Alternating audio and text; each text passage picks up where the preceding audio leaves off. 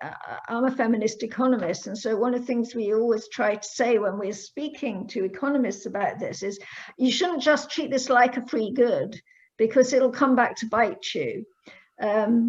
If women, say there's been an increase during the pandemic of women doing social care for fair elderly people because people don't want to go to residential care because of the huge impact of COVID on it. So there are a lot of those women who were working in paid work and have now had to quit their paid work or reduce their hours of paid work to look after their frail elderly relatives.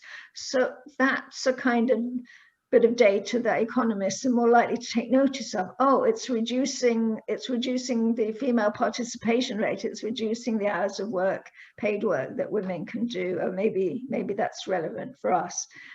Sometimes they would take notice of that.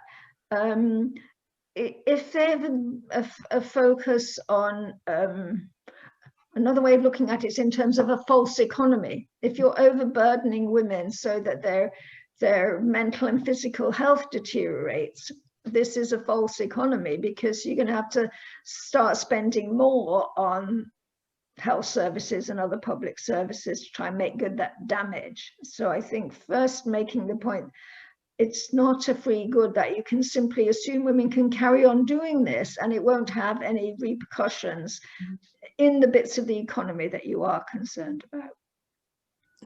There was already inequality, and COVID has deepened that inequality. And the government, just after the budget, published what it called its recovery strategy, called Build Back Better, a plan for economic growth. And it took build rather literally. So the main focus was on construction of roads, of railways, of buildings, and so forth. It fails to address gender inequality at all.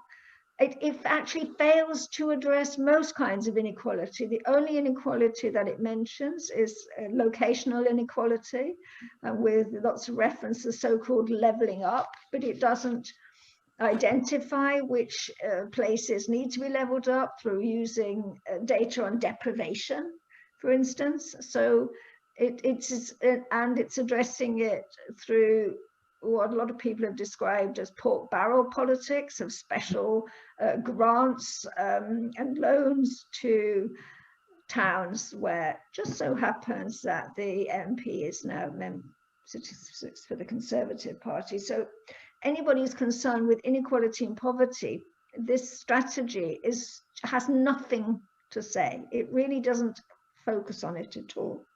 So in the commission that I chaired for the Women's Budget Group, Commission on a Gender Equal Economy, we came up with a different set of policies and a different vision and ethos for the economy.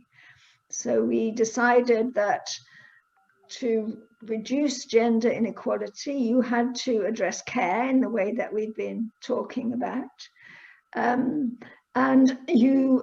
To reduce gender inequality, you really need to focus on a much broader concept of well-being, and not simply economic growth, and not simply the money that people get in their pay packets, because although that's important, if it's ruined your health to get that money, then the net effect on your well-being is much, much less. And we identified 8 steps to create a caring economy. I think Marion sent you the report. And this is both a series of specific policy recommendations, but it's also a call for a different principle on which the economy should be run, a caring principle, a principle that throughout the economy, government, business, NGOs, households, people should have time free from care, but also time to care. So they're not so overworked that with paid work that they have no time to do the caring they want to do for their families and their communities. And that is this principle, rather than short-term financial gains should be the principle on which the economy operates. And we identified some policy levers to try and push in that direction. including investment, and using the language of economists to talk about investment in social infrastructure, not just physical infrastructure, and arguing that care services and public services more broadly should be seen as investments because they have long-lasting benefits, not just at the moment when you get the care or use the park or the library, but long-lasting implications throughout your life course on your well-being, and also if you're working in the paid economy, on your productivity. So we argued this should be seen as an investment, whereas currently the kind of rules that shape public finance mean it's not treated as an investment, it's treated as current consumption. And that's one reason why it's cut, because it's not seen as having more than momentary benefits and not something that's critical for the recovery of the economy and the society.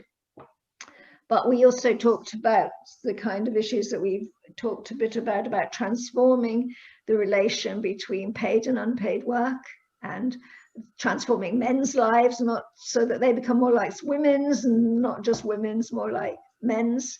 We talked about the kind of principles on which companies should operate, and which were some making good moves in that direction. We found some that were, but a lot, of course, that aren't, that treat workers as so much disposable economic units, and that don't care for their workers nor recognize the caring responsibilities of their workers.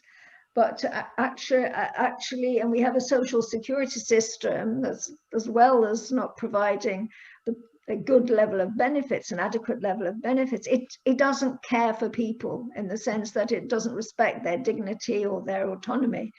I think once upon a time it did, when it was created after the Second World War, but now it doesn't. So it's a punitive system that's very uncaring. And we see these scandalous cases of people who were driven to take their own lives because of the inadequacy of the social security system. So we have an uncaring social security system.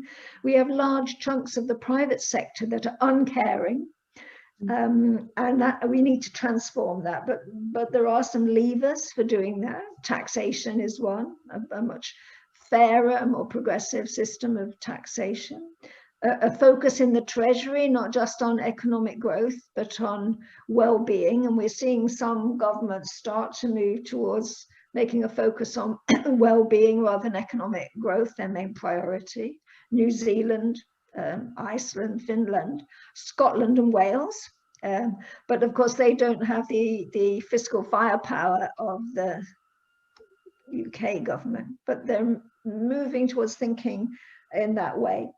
And then also the international system, because the international economic system, international trade, international finance, because in the end, you can't create a gender equal economy just in one country. The pressures from the international economy will be barriers, the way the international economy is structured at the moment. And also, we don't want to win our equality at the expense of women in other countries who are even more oppressed by the way the international trade and the international financial system operates.